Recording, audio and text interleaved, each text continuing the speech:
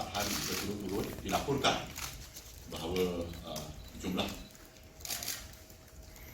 kes-kes positif semakin menurun, berada di sekitar di bawah paras 2,000, dan kita berharap pada hari-hari seterusnya ia akan terus turun. Di waktu yang sama pula, hasil daripada penat lelah kerja keras warga kesihatan kita telah berjaya memulihkan jumlah sebegitu besar mereka yang telah dijangkiti sebelum ini.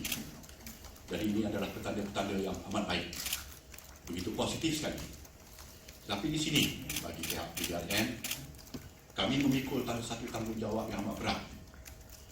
Dan apabila baru-baru ini telah pun mulai pada hari ini pada jam 12.01 malam tadi, Ordinan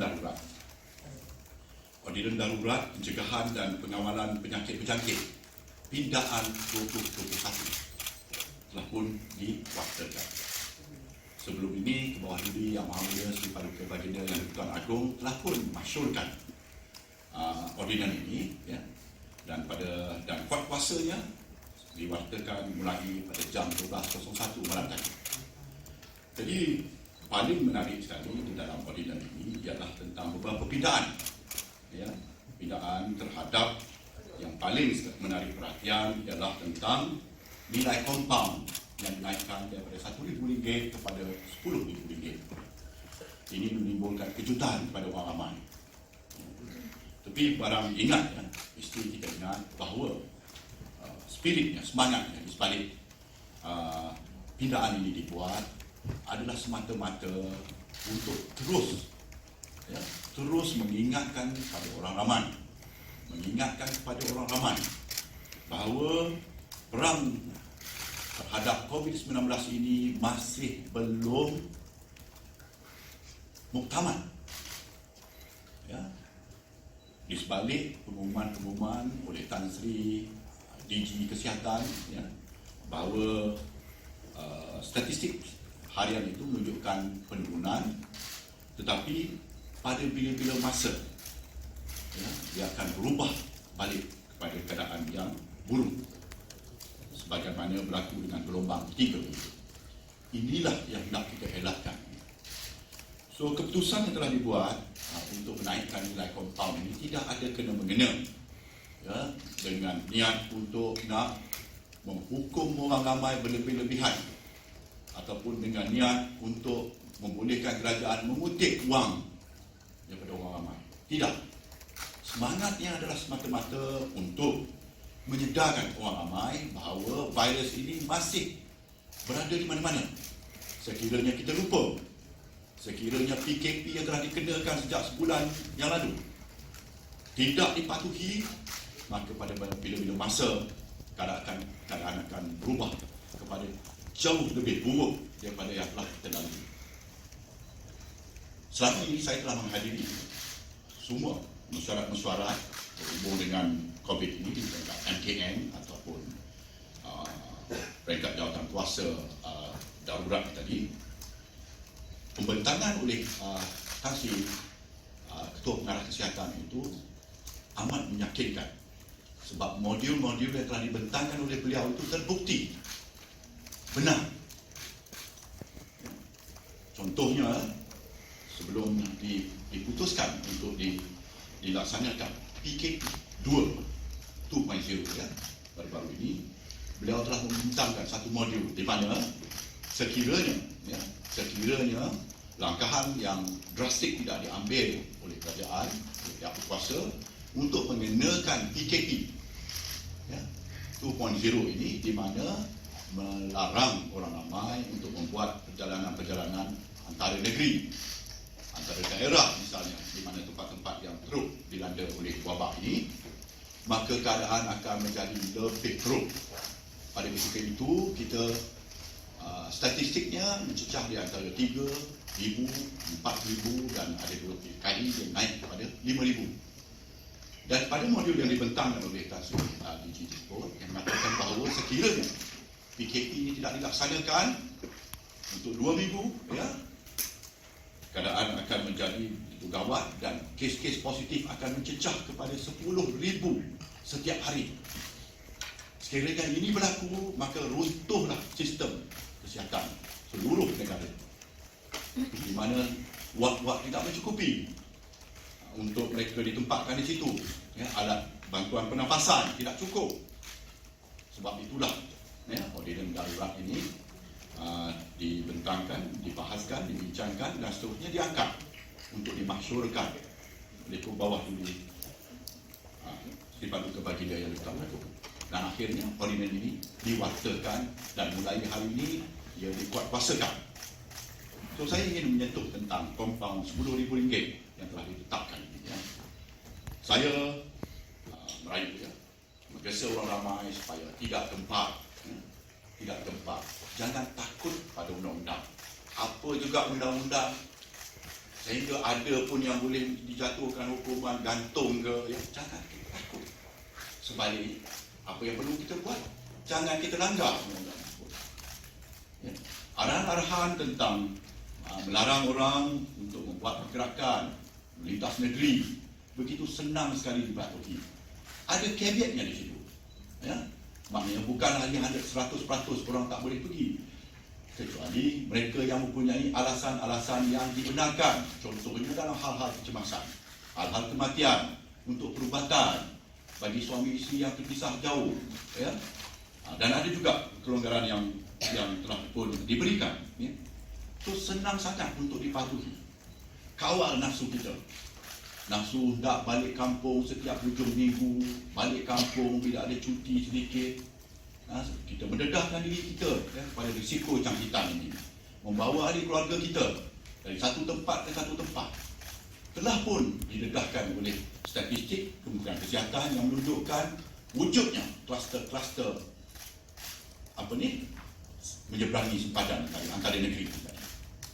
Sudah ada buktinya di situ. So saya menggesa orang ramai supaya jangan bimbang, jangan bimbang. Sebaliknya patuhi SOP yang telah ditetapkan, kawal nafsu kita. So apa yang dilakukan oleh warga, petugas PDRM di bawah ini, kawan-kawan saya yang telah pun diberikan kuasa untuk menawarkan kompaun kepada pesalah-pesalah ini. So mereka akan menulis dalam notis kompaun itu nilai RM10,000. Sebab ordinan ordinan darurat ini dengan pindahannya tersebut telah dinaikkan daripada RM1,000 ke RM10,000.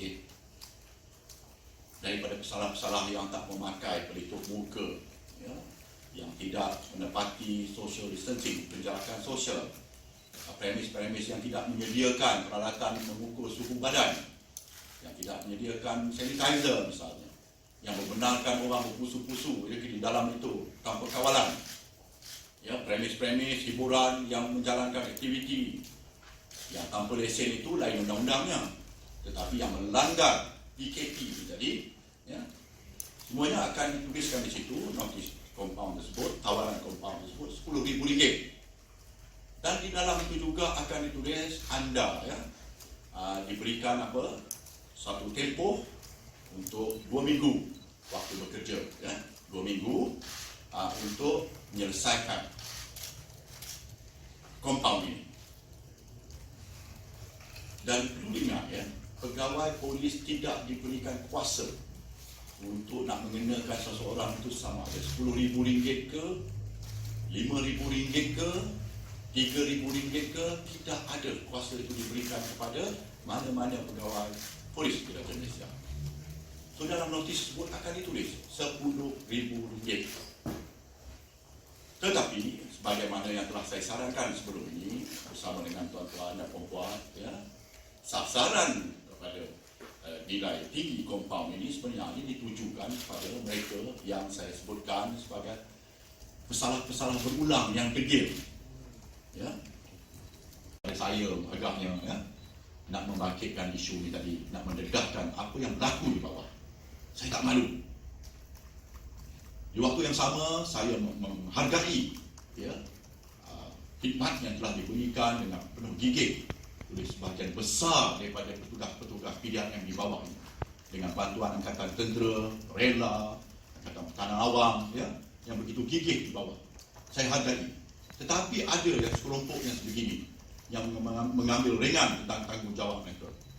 So, saya telah keluarkan arahan dan saya akan ambil tindakan ke atas CPO-CPO yang di mana di negeri mereka berlaku di mana roadblock tersebut tidak dikawal. Sebaliknya, petugas-petugas duduk berehat. Waktu sembahyang memang diizinkan. Ambil penggiliran. Buat penggiliran. Di satu-satu sekatan jalan raya tu sekurang-kurangnya ada 5, 6, 7, 8, 10 orang pun ada. Ambil penggiliran. Sewaktu peak hour, sewaktu sesak di sebelah pagi, semua turun membuat kawalan pemeriksaan supaya dapat mempercepatkan laluan kenderaan-kenderaan tersebut. Apabila bukan peak hour tadi, mungkin daripada 6 orang tu 3 boleh duduk rehat dulu, ambil rehat dulu. Maklumlah, untuk duty bertugas selama 8 jam di sekatan jalan raya tersebut, dengan allowance-nya 75 sen dan begitulah sejam yang dibayar kepada mereka untuk berdiri menjaga sekatan jalan raya itu, saya faham meletihkan. Tetapi kita sebagai pasukan Polis Diraja Malaysia, kita mesti sentiasa bertekad, sabar, sentiasa bersemangat, kerana kita diberikan tanggungjawab dan amanah yang begitu berat sekali membantu Kementerian Kesihatan untuk memastikan arahan-arahan, larangan-larangan yang telah ditetapkan di bawah Akta 342 ni, dan dengan pindaan yang telah dikemukakan melalui ordinan darurat ini tadi dapat dikuatkuasakan dengan efektif. So, saya tidak mahu pilihan yang dipersalahkan apabila wujud kluster-kluster berpuluh-puluh, berdozen-dozen, beratus-ratus kluster interstate tadi. Apabila daripada Selangor dia create satu kluster baru di Pahang misalnya, satu kluster baru di Perlis. Apabila disiasat, datangnya daripada Kuala Lumpur, daripada Putrajaya, daripada negeri-negeri yang serius dilanda oleh wabak ini tadi, daripada Johor misalnya. Begitu juga keadaan di Sabah, di mana larangan antara distrik telah dikuatkuasakan. Saya berkendaki di sekatan jalan raya di negeri Sabah dan di Sarawak yang saya dengar begitu longgar sekali. Saya telah memberikan amaran kepada pegawai-pegawai di Sarawak untuk meningkatkan lagi ketegasan mereka untuk memastikan tidak berlaku pergerakan-pergerakan yang tidak diizinkan ini, yang tidak dibenarkan.